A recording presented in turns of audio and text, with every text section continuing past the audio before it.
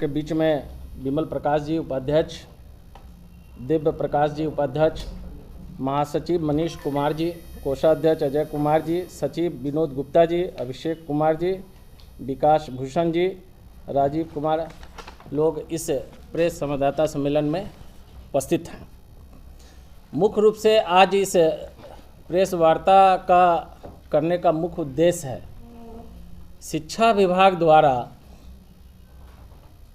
बिहार शिक्षा परियोजना 2024 और 25 में राज्य के सरकारी स्कूलों के छात्र और छात्रों को FLN किट, जो फंडामेंटल लिटरेसी एंड न्यूमेरेसी, और LEP लर्निंग इन्हांसमेंट प्रोग्राम, जो 1 से 12 तक कक्षा को छात्रों को दिया जा रहा है।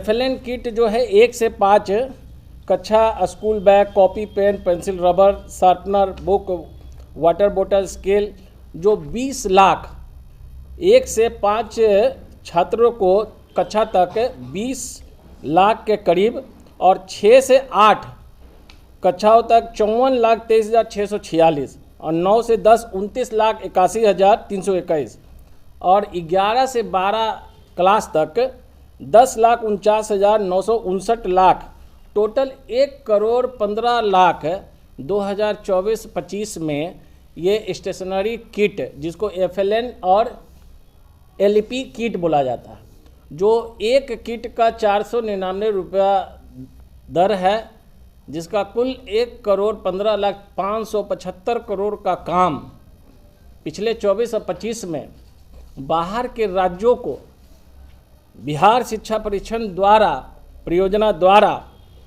बाहर की कंपनियों को दिया गया, और उस कंपनी ने बाहर के कंपनी के माध्यम से किट बना करके, जिसकी वो किट गुणवत्ता कोई खास रहा नहीं, और 1,15,00,000 बच्चों को सप्लाई करने का काम किया गया, जिसके कारण बिहार में व्यावसायिक वर्ग, जो बिहार के 10,000 उद्यमी जो इसका मैन्युफैक्चरिंग करते हैं उसको, और साथ ही 38 जिला में 575 प्रखंडों में छोटे बड़े व्यवसायी कम से कम इससे प्रभावित हो गया, और साथ ही जो दुकानदार लोग जो हैं, वो जो मैन्युफैक्चर लोग यहाँ पे, वो हर एक कारखाना में 10 से 15 स्टाफ रखते हैं, जो 25-30 भी होते हैं।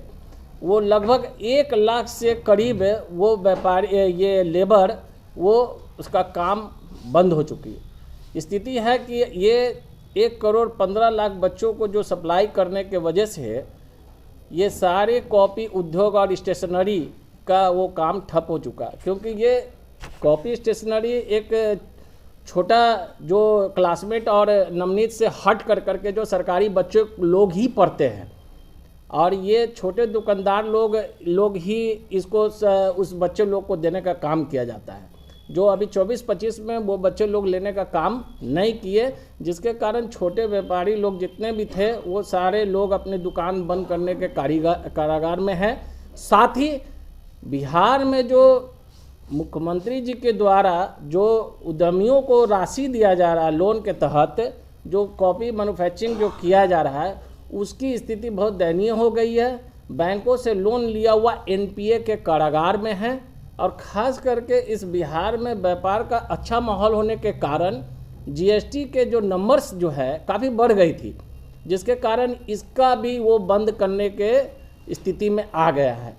तो ये तो परियोजना जो है वो काफ़ी अच्छा है, मगर बिहार सरकार से हम लोग से आग्रह है कि आप जिस तरह से पोशाक योजना, साइकिल योजना, DBT के माध्यम से जो राशि आप दे रहे हैं उनके गार्जियन और छात्रों को, उसी प्रकार से आप इस FLN किट को और LEP किट को ना दे करके आप DBT के माध्यम से उस राशि को बच्चे छात्रों को देने का काम करें, जिससे बिहार में जो व्यवसायिक वर्ग के लोग हैं, वो कम से कम छोटे दुकानदार और फैक्ट्रियां हैं, वो बचने के कारागार में रहेंगे और एक अच्छा माहौल रहेगा।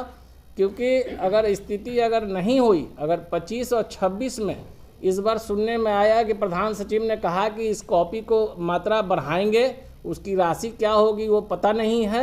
मगर अगर इस बार जो शिक्षा विभाग द्वारा 1.5 करोड़ 1,50,00,000 देने का परियोजना है कि जो आधार कार्ड से लिंक बच्चे जो हो चुके हैं उनको वो दिया जाएगा, जो अभी 1.5 करोड़ को दिया जाएगा। ये समझिए कि अगर टेंडर होती है और 750 से 800 करोड़ का काम बाहर के व्यापारियों के पास चला जाएगा, जिससे यहाँ के व्यापारी को बिल्कुल कम से कम लाखों व्यापारी और लाखों मजदूर यहाँ पे काम करने में समर्थ हो जाएंगे और बाहर जाने का मजबूरन यहाँ पे हो जाएगा। इसलिए आग्रह है बिहार के मुख्यमंत्री जी से, उप मुख्यमंत्री जी से कि ये इस पर निर्णय लिया जाए और डीबीटी के माध्यम से इसको राशि को दिया जाए। मुख्य रूप से के पाठक जी जो 23-24 में जो सप्लाई करने का जो था वो हो नहीं पाया था, वो 1 से 3 क्लास तक था। फिर के पाठक जी 24-25 में 1,15,00,000 बच्चों को सप्लाई करने का आदेश दिए। उन्हीं के आदेश के द्वारा जो इसमें सबसे बड़ा एक और बात आ रही है, हम लोग तो एक व्यापारी संगठन से हैं, अभी ये किट बंटने के बाद जेडीयू के एमएलसी संजीव सिंह ने, ऐसा हमने वीडियो देखा, उन्होंने हाउस में आवाज़ उठाया उसकी गुणवत्ता का, जिसका उन्होंने कॉस्ट 120 रुपया बताया।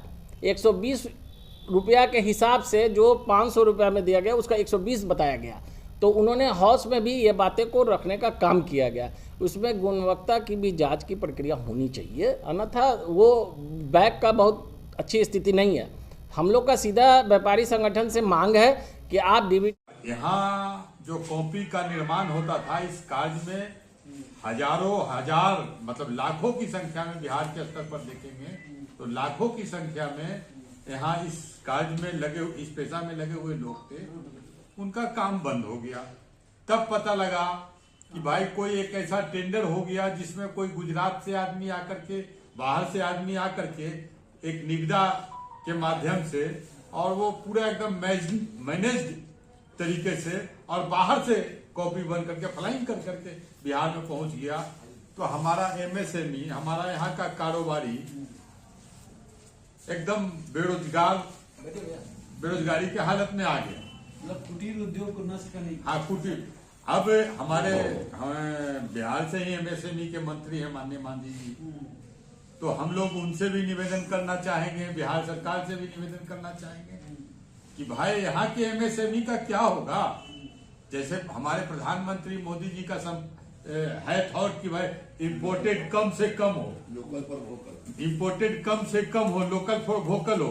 तो बिहार में तो उसका उल्टा हो रहा है। बिहार का जो मैन्युफैक्चरिंग है, बिहार का जो उत्पाद है, ये तो एकदम धराशायी हो गया। अब बाहर से फ्लाइंग करके आ रहा है, तो यहाँ जो लाखों लोग इस काम में लगे हुए हैं वो भूखमरी के कगार पर आ गए हैं। और ये तो और इससे जुड़ा हुआ पूरा सिस्टम, जैसे हम एक मिल मालिक है, ठीक है, हमारा यूनिट है पटना पेपर मिल के माध्यम नाम से। अभी बिहार में 3 पेपर मिल है, इतना बड़ा स्टेट में मात्र 3 पेपर मिल है। यूपी में जाइएगा तो 100 पेपर मिल मिलेगा, बिहार में मात्र 3 मिल है और तीनों मिल बंदी के कगार पर आ गया। मतलब एक पूरा एक्सचेंज जुड़ा हुआ। हम ठीक है, हम 3 हैं तो हम हर मिल में 400, 300, 400 आदमी वर्कर काम करते हैं। कॉपी मैन्युफैक्चरर हजार कारखाना पटना सिर्फ शहर में, सिर्फ पटना में है, बाकी सारे डिस्ट्रिक्ट टाउन में है। तो हम सरकार से निवेदन करना चाहते हैं, आग्रह करना चाहते हैं। आपको बंदी का है, मतलब आप कॉपी तो बना नहीं रहे। कॉपी मैन्युफैक्चर, हम कॉपी नहीं बना रहे हैं। कॉपी बनाने वाले कागज परचेज करेंगे ना, कॉपी मैन्युफैक्चरर जो है वो कागज परचेज करेंगे ना। कितना का गिरावट कितने साल में? 90% का गिरावट है, 90% का गिरावट है, एकदम बंद के कगार पर है स्थिति। यहाँ जो हम लोगों का जीएसटी जो जा रहा था उसका 10% अभी जा रहा है। तो अभी ये सारी परिस्थितियां हैं। हम सरकार से निवेदन करना चाहेंगे कि डीबीटी के माध्यम से डायरेक्ट बेनिफिट ट्रांसफर, जैसे साइकिल के मामले में, पोशाक के मामले में सरकार के द्वारा पॉलिसी बनाई गई, उसी तरीके से कोई एक ये योजना अच्छी है बच्चों को मुफ्त में देना। इससे इस बात का हम लोग बिहार सरकार का जो है सो की तारीफ करते हैं, लेकिन कैसे पहुंचे जिससे हमारा रोजगार भी नहीं बंद हो, मेरा व्यापार भी नहीं बंद हो, यहाँ का उद्यम, यहाँ का व्यापार भी चलता रहे, बच्चों को लाभ भी मिलता रहे, ऐसा पॉलिसी बनाना चाहिए। और इस पॉलिसी के क्रम में हम आग्रह करेंगे सरकार से कि डीबीटी के माध्यम से, डायरेक्ट बेनिफिट ट्रांसफर के माध्यम से अगर किया जाता है, जैसे साइकिल और पोशाक के मामले में किया जा रहा है, तो यहाँ का रोजी रोजगार चल